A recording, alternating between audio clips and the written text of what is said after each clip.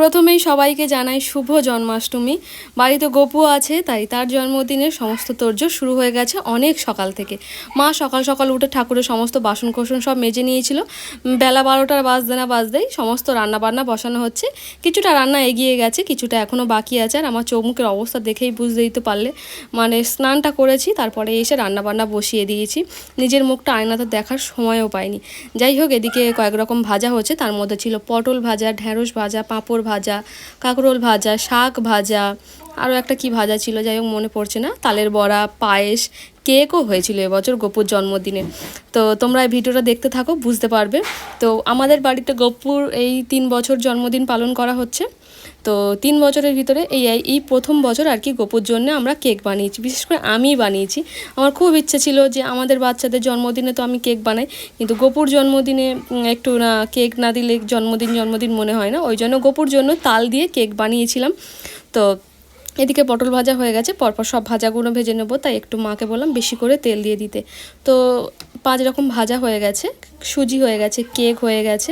একটু রাতের দিকে লুচিটা হবে, তো লুচিটা একটু রাত করেই হবে। জন্মাষ্টমী নিয়ে আমরা সারা বছর কত কি প্ল্যান করি, যেমন জন্মাষ্টমী তেমন আর কি নিজেদের বাচ্চাদেরও জন্মদিনের দিন কি করব, কি রান্নাবান্না হবে না হবে, এইসব নিয়ে কত প্ল্যান করি। আর জন্মাষ্টমী নিয়েও আমাদের অনেক প্ল্যান ছিল। তো হঠাৎই মানে জন্মাষ্টমীর আগের দিন রাতে হঠাৎ স্বপ্ন দেখছি যেন গপু সোনাকে তালের কেক বানিয়ে মানে দিচ্ছি। যাই হোক, গপুর হয়তো খেতেই ইচ্ছে হয়েছে। গপু কিন্তু সরাসরি আমার কাছে চায়নি, গপু স্বপ্ন তো দেখা দিল যে ওকে যেন আমি কেক বানিয়ে দিচ্ছি। তো সেই জন্যই ভাবলাম ঠিক আছে কেকটা বানানো যাক। কিন্তু তার আগে আমাদের কেক বানানোর কোনো আর কি প্ল্যান ছিল না যে গপুর জন্মদিনে কেক বানাবো। তো ভালোই হলো, আমরাও তো আমাদের বাচ্চার জন্মদিনে বেশ সুন্দর সুন্দর বড় বড় কেক এনে দিই। গপু যেটা ভালোবাসে তালের কেক, গপুকে তালের কেক বানিয়ে দিয়েছিলাম। তোমরা সব কিছুই দেখতে পাবে ভিডিওর শেষে। গপু কেমন রাজবেশে সেজেছে, গপুর কি কি ভোগের প্রসাদ দেওয়া হয়েছিল, সব রকম আর কি এখানে ভাজা হচ্ছে। সকাল সকাল কিছুটা আর কি মা রান্না এগিয়ে নিয়েছে। মা খিচুড়ি আর কি আলুর দম, তারপরে তোমার পায়েস, এগুলো মা আগে ভাগেই করে নিয়েছে।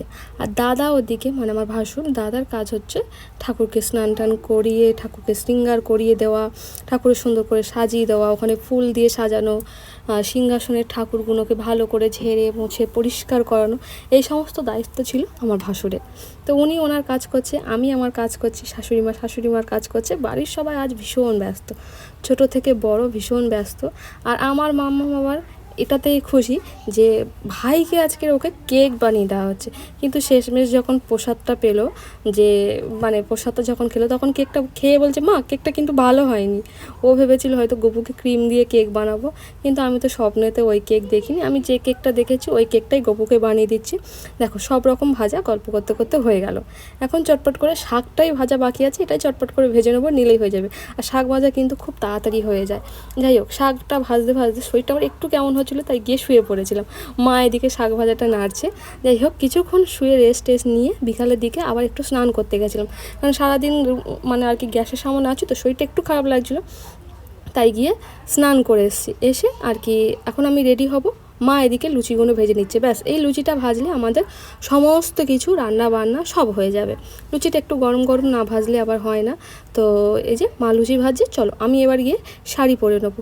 তো ওদিকে শাড়ি টাড়ি পরে নিয়ে আবার একটু ফল কাটবো। সমস্ত তো রান্না বান্না ভোগের প্রসাদগুলো হয়ে গেছে, কিন্তু ভগবানের এখনও ফল প্রসাদ দেওয়া হয়নি। তো ফল প্রসাদটা আর কি দেবো, তার জন্য ফলটা আমি আগে কেটে নেব। ঠাকুর ঘরে অনেকটা আর কি জায়গা নিয়ে ভোগের জিনিসগুলো রাখা হয়েছে, তো তাই ঠাকুর ঘরে আর জায়গা নেই।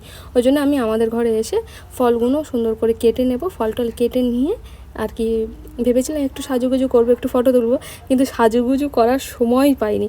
শুধু জাস্ট একটু কাপড়টা পরেছি, আর চুলটা যেমন ছিল তেমন ভিজেভাবেই বাঁধা আছে। ফল টল কেটে নিয়ে চলো এই দেখো ভোগের প্রসাদ, যেটা আমি আর কি থালায় সাজিয়ে দিচ্ছি। এখন ভোগের প্রসাদটা সুন্দর করে সাজিয়ে দেবো। ভোগ মিষ্টি যা যা আছে সব সুন্দর করে সাজিয়ে দেবো। দাদা ওদিকে বেশিরভাগ সাজিয়ে নিয়েছে, খালি ভোগের প্রসাদটা সাজানো বাকি ছিল, এটাই আমি সাজিয়ে আর কি দেব। তো এদিকে দেখো ঢ্যাঁড়স ভাজা দিয়ে দিচ্ছি, আলু ভাজা, পাঁপড় ভাজা যা আছে সব কিছুই দিয়ে দেবো। আর চলে গেল তো গপুর জন্মদিন, জায়ের মেয়ের জন্মদিনও হয়ে গেছে, এবার আছে আমার মেয়ের জন্মদিন। তো 3 জনের জন্মদিনের মধ্যে আমার মামামের জন্মদিনটা সব থেকে শেষে হয়। তো 3 জনের জন্মদিন নিয়ে অনেক এক্সাইটেড থাকি আমরা, অনেক কিছু প্ল্যান থাকে। ঘরোয়াভাবে ছোট্ট করে করি, কিন্তু আমরা বাড়ির সবাই খুব মজা করি, আনন্দ করে সবাই একসাথে আর কি রান্না বান্না সমস্ত কিছু খাওয়া দাওয়া একসাথে হয়, বেশ ভালো লাগে। এদিকে দেখো সকালে লাড্ডু আনা হয়েছিল, তো সেগুলো আর কি সাজিয়ে নেবো। দুঃখের কথা একটাই যে মানে মামার পাপা আজকে বাড়ি থাকতে পারিনি, ও কাজে যেতে হয়েছে, আবার কাজে তো যেতে হয়েছে, আবার বাড়িও এসছে অনেক রাত করে।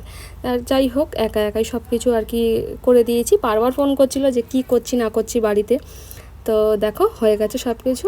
চলো ঠাকুর ঘরে এগুলো নিয়ে যাব, সন্দেশগুলোও সাজানো হয়ে গেছে, চলো ঠাকুর ঘরে নিয়ে যাবো। আর আমার গপু আর সমস্ত কিছু কেমন করে সাজানো হয়েছে তোমরা একবার দেখো। গপু সোনাকে কেমন লাগছে তোমরা অবশ্যই কমেন্টে জানিও। কি কি ভোগের প্রসাদ হয়েছে সবটাই তোমরা দেখো। তো এই হলো আজকের আয়োজন। আজকের ভিডিও কেমন লাগলো জানিও। চলো।